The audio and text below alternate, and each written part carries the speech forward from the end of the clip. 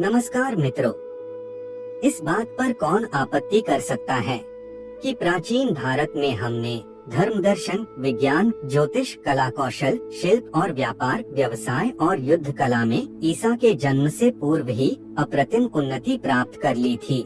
हमारे विमान गगन में स्वैच्छिक रूप से उड़ा करते थे। हमारी तोपों, बंदूकों, शतघ्नियों, भुशुंडियों, विद्युतस्त्र, मोहनास्त्र, प्रज्ञानास्त्र, अंतर्धानास्त्र, वारुणोयास्त्र, वायवास्त्र, आग्नेयास्त्र, पर्जन्यास्त्र, मौनास्त्र, पिनाकास्त्र, बिलापगास्त्र, तामसास्त्र, मातास्त्र, सौधास्त्र, वज्रास्त्र, ब्रह्मास्त्र, क्रौचास्त्र और इसी प्रकार के सैकड़ों अस्त्रों के आविष्कारों के कारण हमारा दुनिया पर चक्रवर्ती शासन था।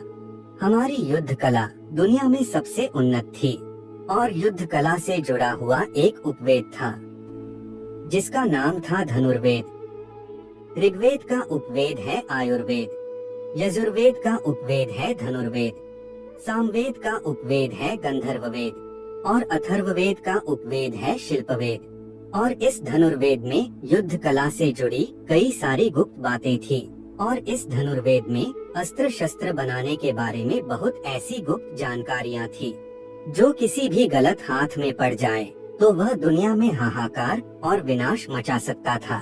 और यही कारण है कि हमारे ऋषियों ने धनुर्वेद को बहुत ही गुप्त रखा था और इसीलिए यह धनुर्वेद आज हमें उपलब्ध नहीं है। लेकिन फिर भी इस धनुर्वेद से जुड़ी हुई कई सारी जानकारियां हमें वेदों, पुराणों, धनुर्वेद संहिता और महाभारत से प्राप्त होती है।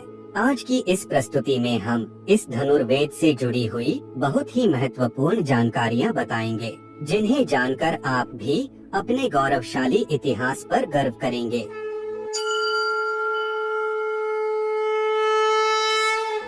शिव धनुर्वेद के मतानुसार सबसे पहले भगवान शिव ने परशुराम को धनुर्वेद का उपदेश दिया और फिर विश्वामित्र, वशिष्ठ, राम, द्रोण, भीष्म आदि ने धनुर्वेद का उपदेश प्राप्त किया। धनुर्वेद युद्ध कला के 4 पहलुओं को दर्शाता है।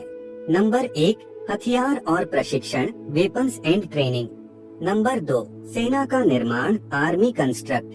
नंबर 3, युद्ध की रणनीति, स्ट्रेटेजी ऑफ वॉर। नंबर 4, युद्ध में नैतिकता, वॉर एथिक्स। आइए हम सबसे पहले हथियारों और प्रशिक्षण के बारे में विस्तार से जानकारी प्राप्त करते हैं। धनुर्वेद में हथियारों के 4 प्रकार बताए गए हैं। पहला प्रकार है मुक्त। मुक्त हथियार यानी ऐसे हथियार जिनको फेंककर मारा जाए। मुक्त हथियारों के 2 प्रकार है, यंत्र मुक्त और पाणी मुक्त। यंत्र मुक्त में क्षेपणी, भुसुंडी यानी कि बंदूक, शतघ्नि यानी कि तोप के द्वारा छोड़े गए हथियारों को यंत्र मुक्त कहते हैं। याद रहे कि वैदिक काल में भी बंदूक और तोप जैसे हथियार भी मौजूद थे। पाणी मुक्त में चक्र जैसे हाथ से फेंककर मारे जाने वाले हथियारों का समावेश होता है। दूसरा प्रकार है अमुक्त हथियार, जिन्हें हाथ में पकड़कर चलाया जाता है, जैसे कि तलवार, छुरी, गदा इत्यादि। तीसरा प्रकार है मुक्तामुक्त हथियार। इसमें ऐसे हथियार आते हैं जो युद्ध की स्थिति के अनुसार फेंककर या बिना फेंके इस्तेमाल किए जाते थे, जैसे कि परशु, भाला, शक्ति इत्यादि। चौथा प्रकार है मंत्र मुक्त। ऐसे हथियार जिनको मंत्रों के द्वारा छोड़ा जाता हो, जैसे कि धनुष बाण। अब जानते हैं युद्ध के प्रकार।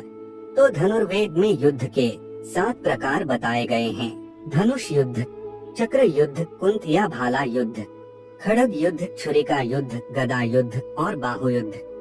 धनुर्वेद में इस 7 प्रकार के युद्ध कौशल को बड़े ही विस्तार से बताया गया है। साथ में युद्ध करने वाले हथियार से लेकर युद्ध के मैदान में उस हथियार का प्रभावी ढंग से उपयोग कैसे करें, इसका बारीकी से वर्णन किया गया था। उदाहरण के लिए हम यदि धनुर्विद्या को ही ले ले तो इस धनुर्विद्या के अंतर्गत धनुष को किससे और कैसे बनाना है, बाण कैसा होना चाहिए, धनुष की प्रत्यंचा कैसी होनी चाहिए, लक्ष्य कितने प्रकार के होते हैं, इन सब की बारीक से बारीक जानकारी दी जाती है। नंबर 1, धनुष। 5.5 हाथ लंबा धनुष श्रेष्ठ होता है। ऐसा धनुष देवताओं का धनुष कहलाता है। धनुष्य 4 तरह के लोह द्रव्य, सोना, चांदी, तांबा और काला लोहा से बनाया जाता है। इसके अतिरिक्त कश्मीर में पाए जाने वाले शरभ नाम के महामृग के सींगों से भी धनुष बनाया जाता है। और तीसरे प्रकार के धनुष बांस, चंदन, शालमली, धानवन, शाल, ककुभ और अबनुस की शाखाओं से धनुष बनाया जाता है। नंबर 2, प्रत्यंचा। धनुष के दोनों सिरों पर बांधी जाने वाली डोरी को प्रत्यंचा, गुणा, मौरवी और जीवा नामों से पुकारते हैं। यह प्रत्यंचा रेशम, हिरण और भैंसे की तांत से बनाई जाती थी।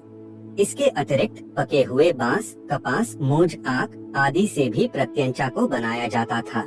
नंबर 3, बाण। बाण 3 प्रकार के होते थे। नंबर 1, स्त्री बाण, जो आगे से भारी होता है, जिसे लंबी दूरी के लक्ष्य को भेदने के लिए चलाया जाता है। नंबर 2, पुरुष बाण। पुरुष बाण पीछे से भारी होता है और यह बाण मजबूत पदार्थ को भी छेद और काट देता है। यह बाण कम दूरी के लिए चलाया जाता है। नंबर 3, नपुंसक बाण। यह बाण एक समान धार का होता है और इसे निशाना सीखने के लिए उपयोग किया जाता है। बाण का फल। बाण के अग्रभाग को फल कहते हैं और इन बाण फलों को अपनी जरूरत के अनुसार भिन्न भिन्न आकार में बनाया जाता है। आरा मुख का उपयोग ढाल छेदन करने के लिए किया जाता है। शुरप हाथ काटने के लिए, गोपुच्छ का उपयोग निशाना लगाने के लिए, अर्धचंद्र का उपयोग ग्रीवा और बाण काटने के लिए, सूचीमुख का उपयोग बख्तर छेदन के लिए किया जाता है।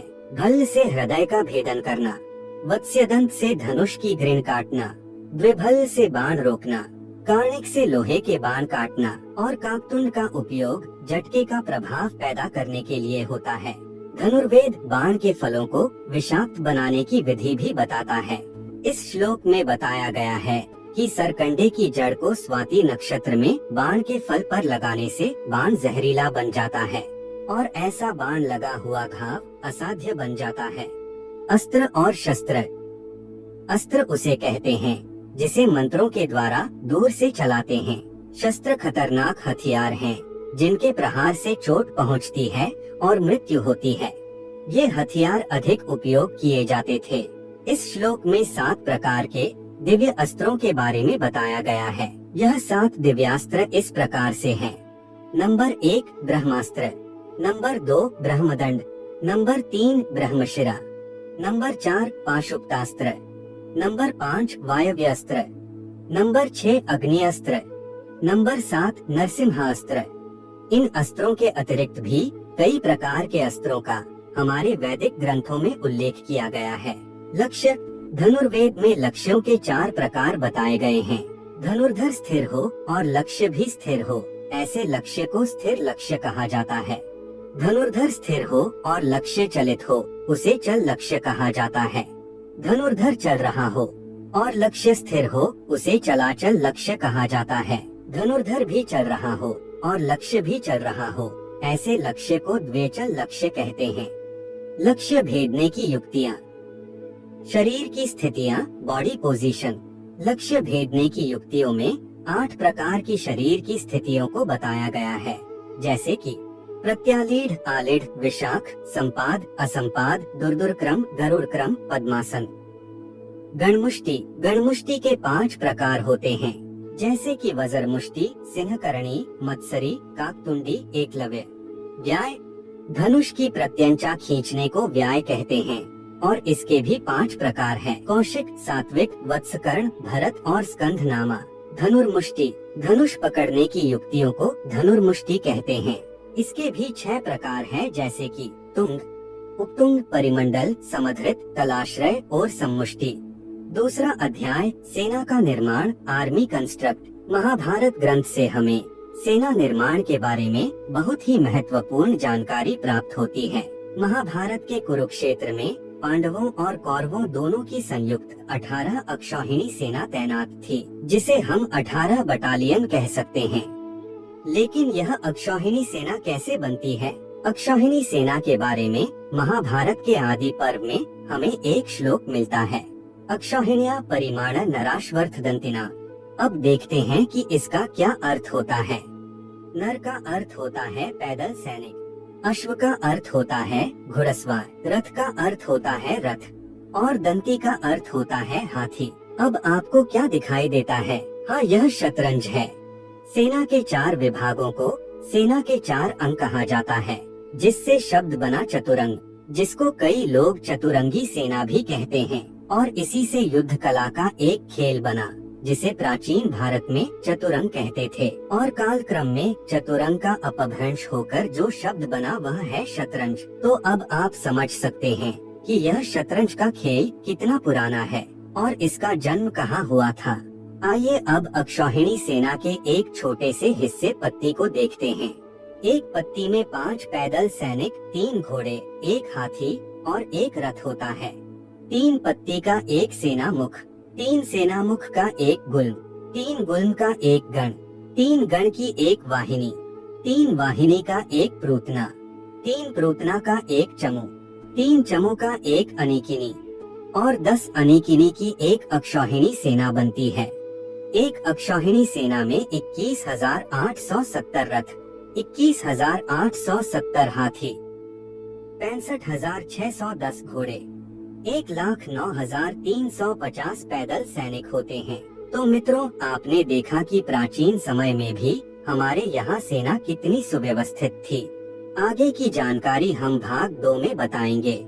अगर प्रस्तुति पसंद आई है तो कमेंट में जय सनातन संस्कृति अवश्य ही लिखना। धन्यवाद।